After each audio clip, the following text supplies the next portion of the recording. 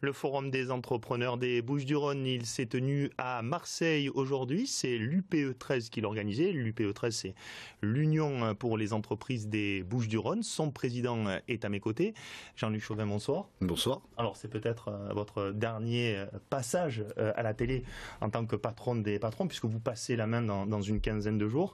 Justement, après 5 ans de présidence dans le département, quel est votre bilan à titre personnel et pour l'emploi dans les Bouches-du-Rhône? Écoutez, on avait mis cette période de 5 ans, cette mandature sous l'axe de faire grandir nos entreprises, justement pour créer de l'emploi. Je pense qu'on y a contribué, on y a participé. On a participé à expliquer quel était le rôle de l'entreprise. Donc au titre collectif, je pense que le bilan est plutôt positif. Il y a encore à faire malheureusement. On a encore un taux de chômage trop important.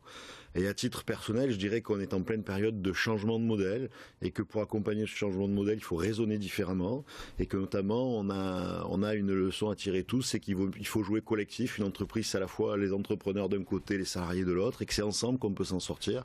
Donc on a fait pas mal d'opérations ensemble. On a créé le collectif Entreprise Ma Ville avec les syndicats de salariés.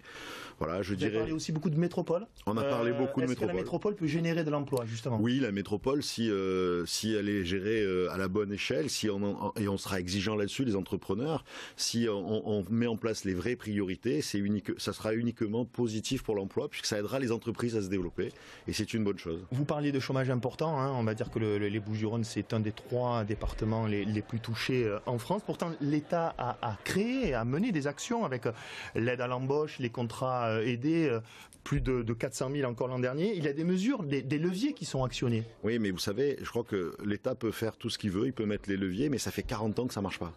Donc il n'y a pas de raison que ça marche d'un coup avec baguette magique. La réalité, c'est que ça ne marchera que si les entreprises ont des commandes et si les entrepreneurs et les collaborateurs peuvent les honorer et peuvent trouver le moyen de le faire. Donc je crois que c'est vraiment là le changement de modèle dont on a parlé. En dehors de ça, je crois aussi qu'on est un territoire qui est géostratégiquement très bien placé. Il faut juste qu'on accepte de regarder sur la Méditerranée. On est au balcon de cette Méditerranée, de regarder la Méditerranée et l'Afrique qui s'ouvre à nous. Ou pour nous, chefs d'entreprise, de petites entreprises, c'est aussi possible d'aller exporter, d'aller chercher de la croissance. Alors votre sentiment, vous parliez de levier, etc., ça marche pas. Votre sentiment sur les déclarations d'Emmanuel Macron, le ministre de l'économie, qui devant le MEDEF a dit en gros que les 35 heures c'était une mauvaise idée. Ça a dû vous plaire cette sortie? Je sais pas. Enfin, d'abord, il n'a pas tout à fait dit ça. Il a dit que le partage du travail était une fausse bonne idée. Oui. Ce qui est pas tout à fait la même chose. De flexibilité, en gros. Ce qui n'était pas tout à fait la même chose, puisque aujourd'hui, ça paraît relativement complexe, voire impensable, de revenir alors que tout le monde est organisé, y compris toutes les entreprises, sur cet élément-là.